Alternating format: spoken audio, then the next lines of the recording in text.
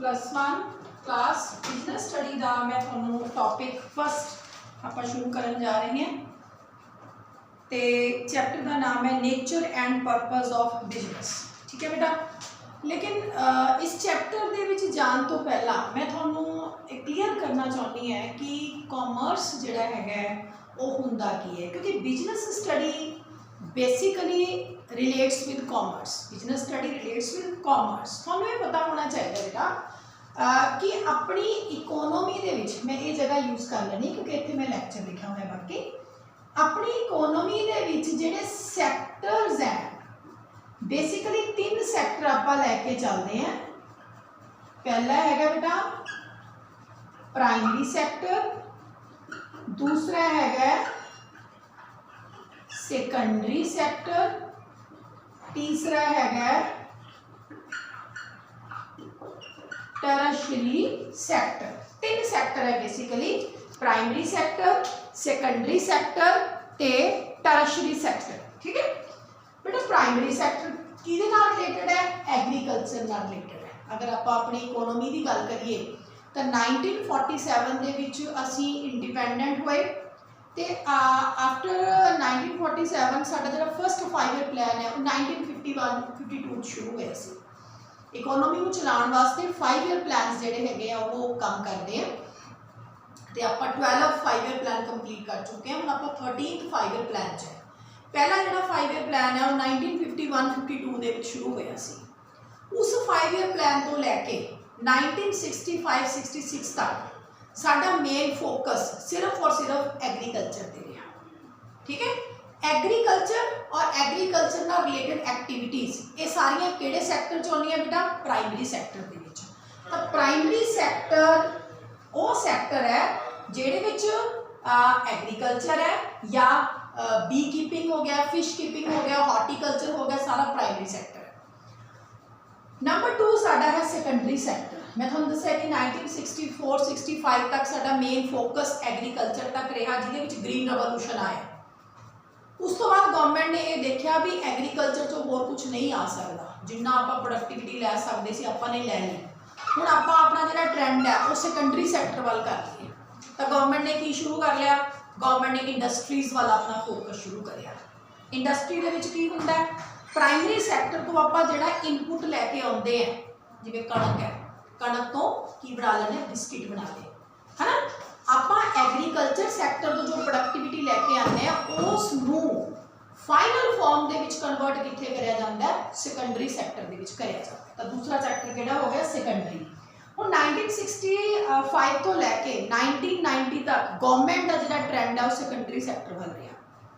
Secondary sector दे विच बहुती सानूं output नहीं मिली, manufacturing sector च बहुता सानूं प्रॉफिट नहीं मिलिया।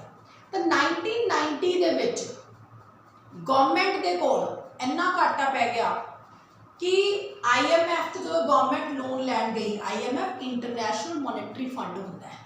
ये फंड इंटरनेशनल लैवल के देशों की फाइनैंशियल क्राइसिस दे विच मदद करता है। जिवें कि हुण कोविड-19 दे विच अगर इंडिया को पैसे की लोड़ है तो आप IMF तो लै सकते हैं, आप वो मैंबर है। India is member of IMF। तो IMF ने इंडिया ते शर्तां लगाईयां कि तुसीं अपना इकनॉमिक सिस्टम चेंज करो। IMF ने इंडिया के कंडीशनस लगाई कि तुसीं अपना इकनॉमिक सिस्टम चेंज करो। तो गवर्नमेंट ने प्राइमरी और सेकेंडरी सैक्टर को छड्ड के 3 नवीं सिस्टम इकोनॉमी च लिया: लिबरलाइजेशन, प्राइवेटेशन, ग्लोबलाइजेशन। लिबरलाइजेशन की करिया गवर्नमेंट ने? सारे जिहड़े रूल्स में पहला लाइसेंस लेना औखा सी सौखा करता, किसी भी कोई काम शुरू करना चाहता वो सिंपलीफाई करता, लिबरलाइजेशन। प्राइवेटेशन, अपनिया सरकारी फर्मा सरकार ने बेच के प्राइवेट करती सारिया। ग्लोबलाइजेशन, सारा विश्व एक हो गया, हुण इंडिया की चीज़ कितने भी विक सकती है, किसी की चीज़ अपने देश आ सकती है। तो उदों एक नवा सैक्टर साडे सामने आया जिन्होंने आपां टर्शियरी सैक्टर का नाम दिता। टर्शियरी सैक्टर का काम की है? जिहड़ा समान देखो, मान लो बिस्किट बन गया सेकेंडरी सैक्टर दे विच, हुण उस बिस्किट की की वैल्यू है जब तक कि वह कस्टमर के हाथ च नहीं आता। हुण कस्टमर के हाथ तक उस बिस्किट को लियाण वास्ते सानू की चाहिए? पहला तो सानू होलसेलर चाहिए, फिर सानू जिहदे नाल आपां कंटैक्ट कर सकीए, फिर सानू ट्रांसपोर्ट चाहिए, ट्रांसपोर्ट चाहिए, ट्रक थ्रू आप चीज़ लैके आओगे। उस तो बाद सानू रिटेलर चाहिए। इस दौरान साडी चीज़ खराब हो सकती है, ट्रक का एक्सीडेंट हो सकता है, तो सानू गारंटी चाहिए है, इंश्योरेंस चाहिए सानू। होलसेलर को पैसे की लोड़ है, बैंक चाहिए है। किसी भी तरह की एडवरटाइजमेंट की लोड़ है, चीज़ है कदे नहीं बिकती है, एडवरटाइजमेंट की लोड़ पैंदी है, वो चाहिए है। रिटेलर चाहिए है, पब्लिसिटी चाहिए है। ये सारा कुछ मतलब की है कहने का कि चीज़ जिहड़ी हैगी है वो प्रोडक्शन बन गई है, उसनू कस्टमर के हाथ तक पहुँचाने तक जिन्ने भी फैक्टर काम कर रहे हैं बेटा, उन्होंने आप कहने एड टू ट्रेड। की कहते हैं उसनू आप एड टू ट्रेड। और ये जो एड टू ट्रेड है ये कॉमर्स है। एड टू ट्रेड की है, एक कॉमर्स है।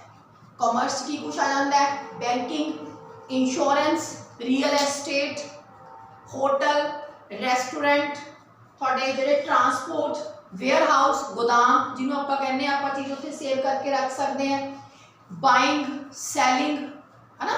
चीज़ सैलर तो बाहर वाल जब तक नहीं गई उसका कोई फायदा नहीं है। हूँ थोड़ी बुक है, ये बुक कितने छपी है, दिल्ली छपी है, लेकिन आप इतने यूज़ कर रहे हैं, तो ये उतों लैके इतने तक जिन्ने भी फैक्टर्स थ्रू ये चीज़ आई है वो सारे कॉमर्स का पार्ट है। तो थोड़ा जिहड़ा एक बिजनेस स्टडी थोड़ा जिहड़ा पेपर है, ये आप ऐसे ही कुछ सैक्टर्स को स्टडी करना है, ठीक है। ये बेसिकली ये रिलेटेड है कि बिजनेस की है, कितनी तरह का है, कितनी तरह दी बिजनेस ऑर्गेनाइजेशंस हैगियां, होलसेलर, रिटेलर की करता है, हिंदू अनडिवाइडेड फैमिली की है, सोल प्रोप्राइटर की है, ज्वाइंट स्टॉक कंपनी की है, पार्टनरशिप की है। बेसिकली बिजनेस नाल रिलेटेड है थोड़ा टॉपिक, ठीक है। आप नोट करते हैं। देखो हूँ मैं इत्थे बोर्ड ते ये पूरा पैटर्न लिखा, जिहदे विच मैं ये लिखा है कि जिहड़ियां साडियां ह्यूमन एक्टिविटीज़ है, ये तो तुहानूं क्लीयर हो गया कि प्राइमरी सैक्टर की है, सैकेंडरी सैक्टर की है, टैरशरी सैक्टर की है। टैरशरी सैक्टर को सर्विस सैक्टर कहा जाता है, जिहदे विच कॉमर्स आ जाता है, ठीक है। हुण जिवें कि अपना चैप्टर फर्स्ट है nature and purpose of the business, नाम तो ही क्लीयर है, बिजनेस का नेचर की है, what are the area of the business, की कुछ लैने हैं। बिजनेस मीनस बिजी रहना। हुण बिजी रहना मतलब ये नहीं है कि आप टोआ पट लिया, उसको भरता, पौड़ी चढ़ के उतर के, this is not business. Business is like something when you are busy for profitable purpose, when you are busy for profitable purpose. हुण जिवें हाउस वाइफ के काम नूं आपां बिजनेस नहीं कह सकते। हाउस वाइफ की करदी है, आप जिवें अजकल कोविड-19 करके सारे हाउस वाइफ बने हुए हैं, है ना। बर्तन मान ले, दोबारा फिर वो गंदे हो गए, फिर मान ले, सफाई कर ली, ये अनप्रोडक्टिव एक्टिविटी कहा जा सकता है। इनू आप अपने देश की इनकम च काउंट नहीं करते हैं।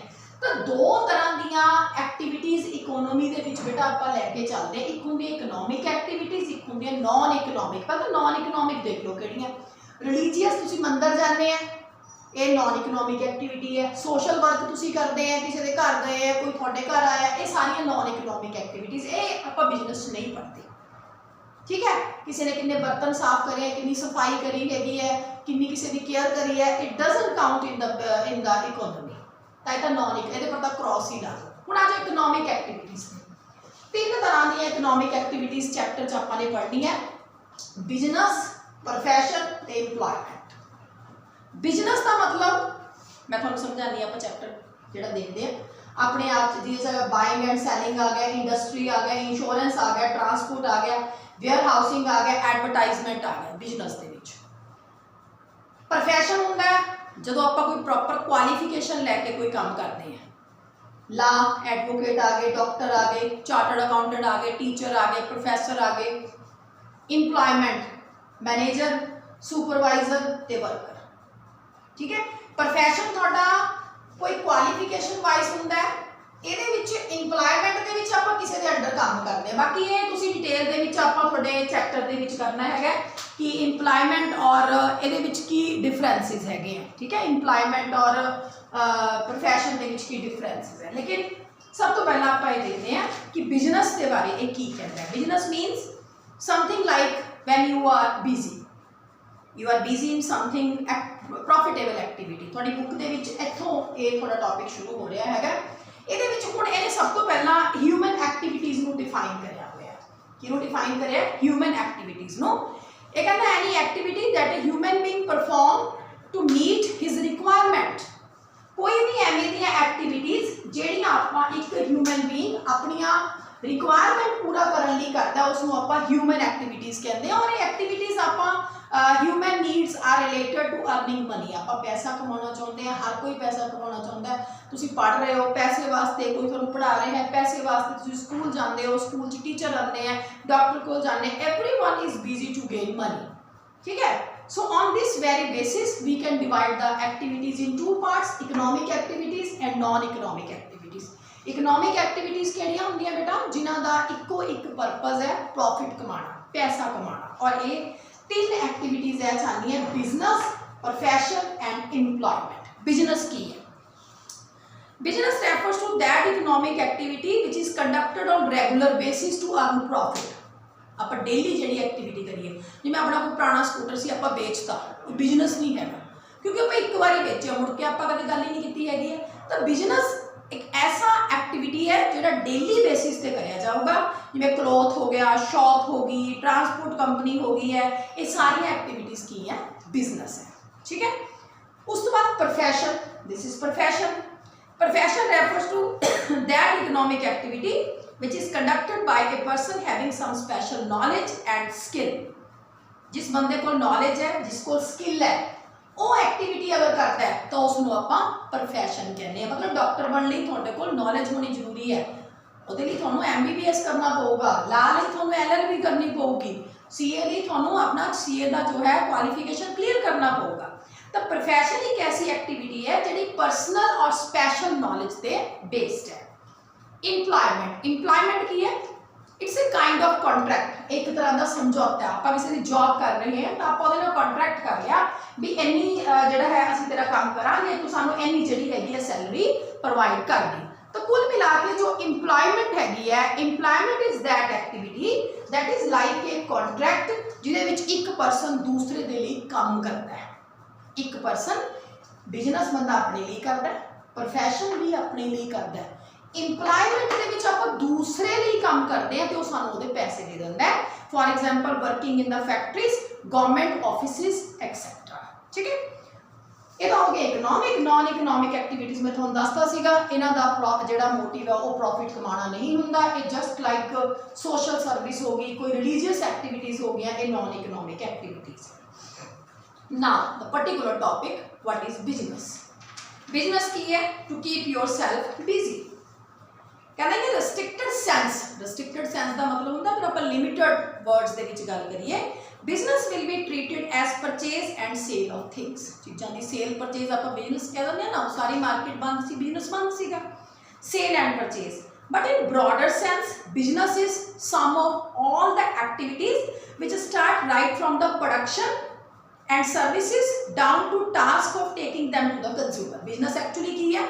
ब्रॉड सेंस च गल करिए, चीज़ को बनाना तो कस्टमर तक पहुँचाना। चीज़ बनाई इज़ नॉट सफिशेंट, तुसी चीज़ बहुत अच्छी बना ली, उसका की फायदा तक वो कस्टमर तक नहीं गई। तो लिमिटेड वर्ड के बिजनेस का मतलब है सेल परचेज, लेकिन ब्रॉड सेंस के प्रोडक्शन और उस चीज़ को कस्टमर तक लैके आना। ये कहना यार services mean those activities which are connected with carrying of goods from one place to another, taking them place of consumption. For example transport, communication, insurance, storage, banking. मैं तुहानू पहले ही समझाता कि ये सारे फैक्टर बिजनेस हेल्प करते हैं। Buying, selling, industry, insurance, transport. Insurance की करता सानू तसल्ली दिंदा है भी अगर चीज़ डैमेज होगी असीं तुहानू पे करांगे। ट्रांसपोर्ट चीज़ नू लोड मतलब एक जगह तो दूसरी जगह लैके जाता, वेयर हाउसिंग चीज़ को गोदामां च रखता, एडवरटाइजमेंट कस्टमर को प्रोडक्ट बारे नॉलेज दिंदी है। तो डेफिनेशन की है बिजनेस का? तुसीं LH हैनी का डेफिनेशन कर लो, सौखा है। Business may be defined as human activity directed towards producing और acquiring wealth through buying and selling. की है बिजनेस? जिहदे विच आपां चीज़ को प्रोड्यूस करते हैं तो उस चीज़ को वेल्थ कमाने वास्ते सेल और परचेज करते हैं। चीज़ को प्रोड्यूस करते हैं तो उन्होंने सेल और परचेज करते हैं, कादे वास्ते? वेल्थ को अर्न करने वास्ते। तो ये बिजनेस है। ਜਿਹਦੇ ਵਿੱਚ ਆਪਾਂ ਇੱਕ ਪ੍ਰੋਡਕਟਿਵ ਐਕਟੀਵਿਟੀ ਕਰਦੇ ਹਾਂ, ਅਨਪ੍ਰੋਡਕਟਿਵ ਐਕਟੀਵਿਟੀ ਨਹੀਂ ਕਰਦੇ ਹਾਂ, ਠੀਕ ਹੈ। that is sufficient. So tomorrow we should continue tomorrow that the characteristics of business. Okay, ठीक है।